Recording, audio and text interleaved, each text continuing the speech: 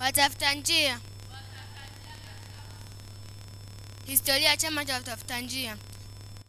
Chama hiki ambacho kiko ndani ya idara za huduma za vijana kilianzishwa mnamo mwaka 1879 huko Amerika Kaskazini, pale ambapo Harry Fina mwenye umri wa miaka 14 na mwenzake Luther Warren mwenye umri wa miaka 16 walipoona uhitaji wa kupanga kazi za missionary ndio walikianzisha.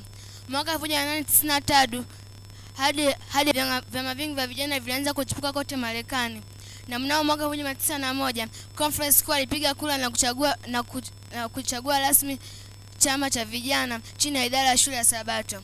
Chama hiki kwa mara ya kwanza kilikuwa kinaitwa MV Missionaries Volunteers, yani vijana wa kufanya kazi ya injilisti kwa kujitolea. Lakini hichi chama kilikuja kabadilishwa na kuitwa AY Youth Adventist, yani vijana Adventista.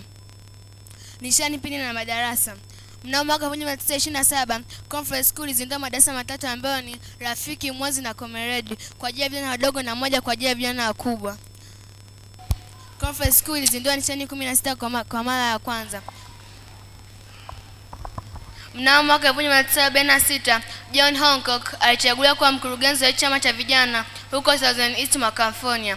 Kuanzia mwaka huo John Hancock aliandaa programu mbalimbali na kukusanya vijana wenye umri wa miaka 10 hadi 15 na kwenda nao kambi msituni. Huko ajifunza mambo ya kiroho, kamafu na kujua kwa Mungu kupitia viumbe vya asili.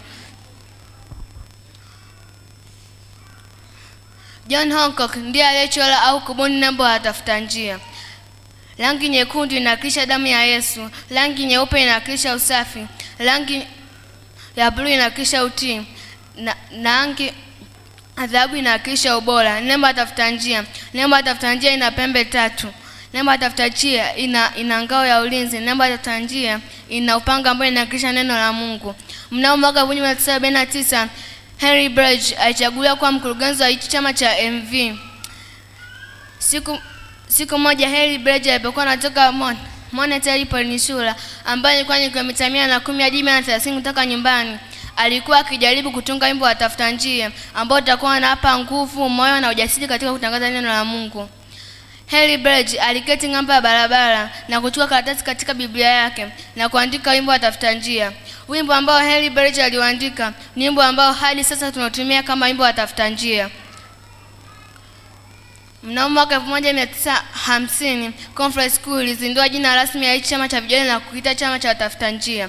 Chama hiki kilikuwa kwa kasi sana ulimwenguni katika maeneo kama India, Brazil, Kenya, Tanzania na kadhalika. Heri ya siku watafuta njia duniani. Na hivi sasa hichi chama kimetimiza miaka 75. Happy Road Pathfinder.